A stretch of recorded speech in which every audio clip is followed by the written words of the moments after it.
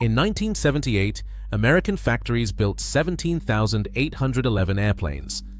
This was a mass industry.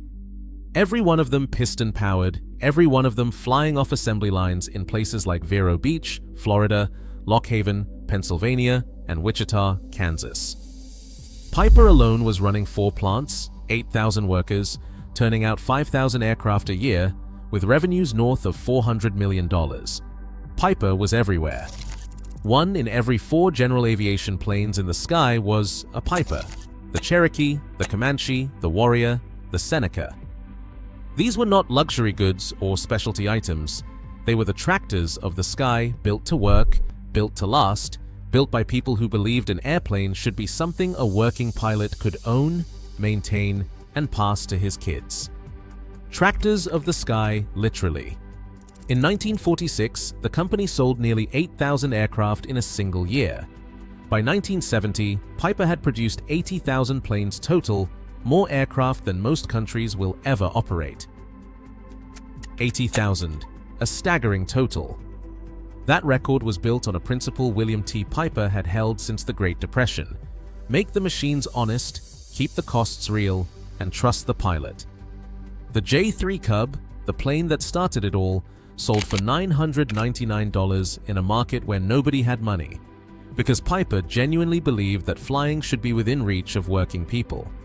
It could land on a sandbar, a farm field, a logging road, and power search and rescue missions in Alaska, fire-spotting flights over the Cascades, and crop-dusting contracts from Georgia to Idaho. These were not hobby aircraft, they were tools of commerce. 80% of American military pilots in World War II learned to fly in a Piper. The same hands that baled hay in Kansas learned to navigate over Germany in a Cub variant.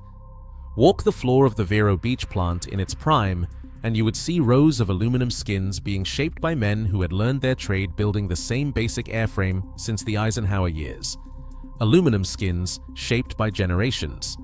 A Cherokee wing came off the jig the same way it had in 1961, and Seneca fuselages were welded by men who had built the PA-23 before it. These were manufacturing towns, not campuses. Piper's workers in Lock Haven ran the factory through floods, through strikes, through recessions. The 1972 Hurricane Agnes flood covered the plant in 8 feet of water. They cleaned it out, dried the parts, and went back to building airplanes. That is the kind of institutional stubbornness that produced a legacy of 80,000 planes. It is not the kind that defeats a legal system designed to make you pay for the past indefinitely. This is the company, the culture, and the manufacturing heritage that American trial lawyers managed to systematically destroy over the course of a single decade. By July 1991, Piper Aircraft Corporation filed for Chapter 11 bankruptcy. 45 employees remained from that workforce of 8,000 people. The bank account held $1,000. Not a typo. A company with $75 million in assets, only $47 million in liabilities, and $100 million in unfilled orders. Sitting in the backlog went bankrupt because no lender in the world would extend operating credit to a manufacturer that could not buy product liability insurance, and no insurer in the world would write that policy anymore. The company was not failing on its merits. Its insolvency was manufactured by the legal system. To understand how a factory gets destroyed by a courtroom, you have to start with a power tool in California. January 24, 1963. The California Supreme Court decided a case called Green Man vs. Uber Power Products. A man is hurt by a malfunctioning workshop tool. Justice Traynor wrote that a manufacturer can be held strictly liable for injuries from a defective product with no proof of negligence required and no direct contract with the injured party needed. The reasoning was that the cost of injuries from defective products should be borne by the manufacturers who put them on the market. For a power tool sold to a consumer last year, that is a reasonable standard. Applied to a general aviation aircraft built 3 decades ago, flown by someone other than the original buyer, under conditions the original engineer never anticipated, it became a system with no ceiling and no end date. Courts adopted the doctrine nationwide through the 1960s and the 1970s. Aviation lawyers recognized the opportunity immediately. By the late 1960s, general aviation manufacturers were regular defendants. Within a decade, aviation product liability had become a recognized legal specialty, with attorneys building entire careers on nothing else. The mechanism was straightforward and devastating in equal measure. A Piper Cherokee built in 1964 crashes in 1984. The pilot made an error. The airplane is 20 years old, on its fourth owner, maintained by an independent shop. Under strict liability, none of those facts protect the manufacturer. Piper built the airplane. Piper can be sued, and the damages awarded by a sympathetic jury are not limited by the age of the aircraft, the condition of its maintenance, or any calculation Piper's actuaries could have made in 1964.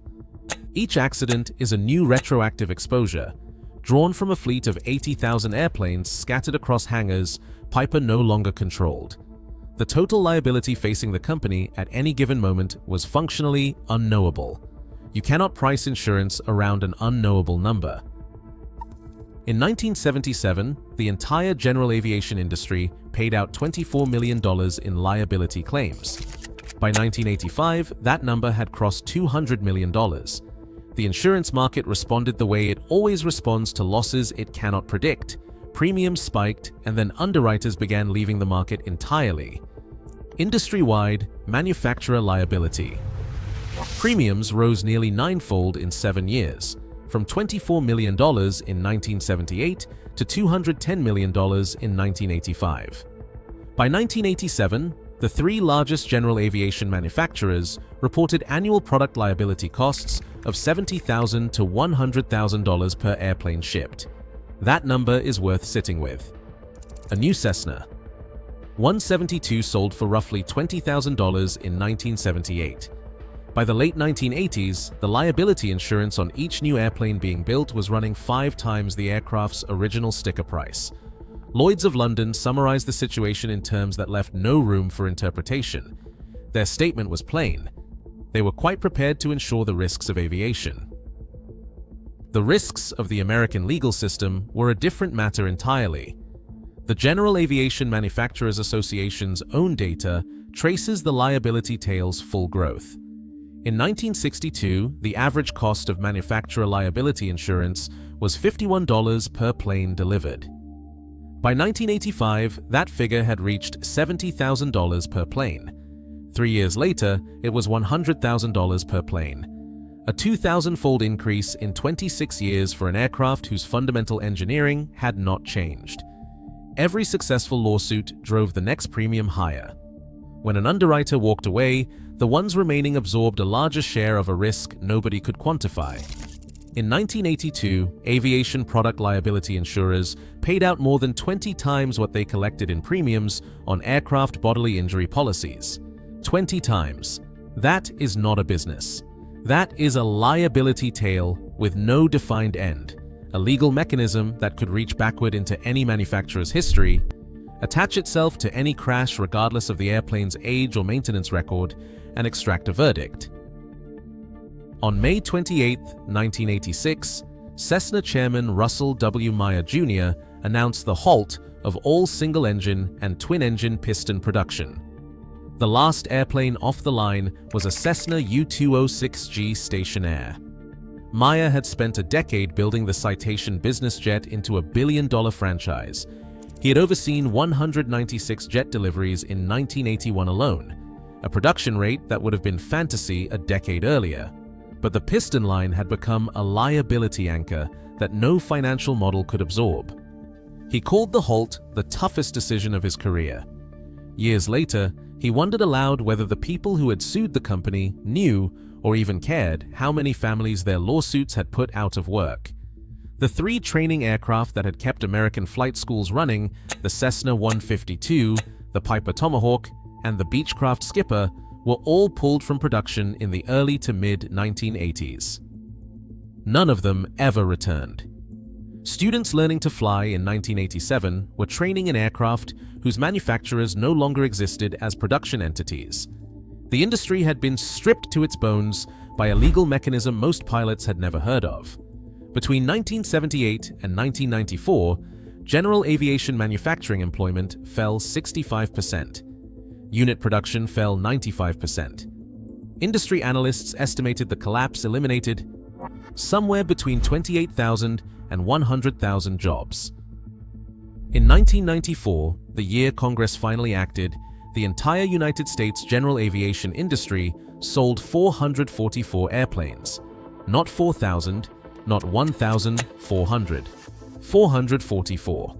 In a country with more registered aircraft than any other nation on Earth, the manufacturers who built those planes delivered fewer units across an entire calendar year than Piper had shipped in a single average week at its 1978 peak. When Piper filed in July 1991, the specifics of the bankruptcy made clear this was not a market failure. Assets exceeded liabilities by nearly $30 million. $100 million in orders sat unfilled. The company had customers, it had engineers, it had a product people wanted to buy. What it could not obtain was the product liability insurance that lenders required before extending operating credit. Chuck Schumer had started at Piper in 1976 as a riveter on the factory floor. He later became the company's president. On the day of the Chapter 11 filing, he described what the balance sheet looked like from the inside. He said, "We had $1,000 in the bank." Aerospatiale, the French aerospace manufacturer, had negotiated to acquire Piper that same year. They walked away. The documented reason was the product liability issue. A major European aerospace company examined the most storied piston aircraft manufacturer in American history and decided that the legal system made the acquisition impossible to complete. The General Aviation Revitalization Act was signed into law on August 17, 1994. President Clinton signed it at a White House ceremony. The law created an 18-year statute of repose. Manufacturers could no longer be sued for accidents involving aircraft or components that were 18 or more years old at the time of the accident, even when manufacturer negligence was a proven factor. Meyer had first proposed the legislation through GAMA in 1987. The trial lawyer lobby blocked it for 7 of the 8 years it took to pass. In 1994, the pieces finally aligned. Kansas politicians drove the bill through a Congress controlled by Democrats by framing it as a jobs measure, because Kansas is where Cessna and Beechcraft operated, and the manufacturing unions understood exactly what the liability tail had cost their members. Meyer stood in the Oval Office and watched Clinton sign it. He restarted Cessna 172 and 182 production in 1997, keeping a promise he had made to Congress years earlier. Cessna's own senior vice president testified before the Senate Commerce Committee in March 1997 that the company's actual product liability costs had not been reduced since the General Aviation Revitalization Act passed. The law did not make insurance cheaper. It restored enough certainty about future exposure to make the decision to build calculable again. The costs of the crisis never fully unwound. Cessna never resumed most of its discontinued models, no twins, no high-performance singles, none of the aircraft that had defined the company at its 1978 peak. Beechcraft brought back nothing it had discontinued. The Cessna 152, the Piper Tomahawk, the Beechcraft Skipper, all still gone from the market. GARA passed, and GA production roughly doubled in the 5 years after it did, but it has never returned to 1978 levels. 30 years on, it still has not. The Lycoming IO360, the same 4-cylinder design that powered Cessnas and Pipers across the prairie for half a century, lists today at $139,000 with an 18-month delivery wait. A 1978 Cessna 172 that sold new for roughly $20,000 trades today for $250,000 on a good day. That gap is not the market. Finding fair value for a 50-year-old airframe. It is the aftershock of a legal mechanism that extracted the manufacturing capacity out of an entire industry over 15 years and never gave it back. Russ Meyer died on March 4, 2026 in Wichita at age 93. He had stopped Cessna's piston production in 1986. For the next 8 years, he lobbied Congress to fix the legal environment that made the halt necessary. The bill signing happened in the Oval Office in August 1994, with Meyer standing in the room to watch. 3 models came back as a result. By the time he died, the industry had produced 43,000 single-engine piston aircraft since GARA passed. Before the liability tail started growing, American factories built that many in 3 years. The iron endures. But the factories that built it are gone, the trainers that taught a generation to fly never came back, and the used Cessna that should cost $40,000 costs 6 times that because the production economy that would have kept prices honest was methodically destroyed by a legal mechanism that nobody stopped for 30 years. The FAA has grounded plenty of aircraft in its history. Trial lawyers grounded the entire industry.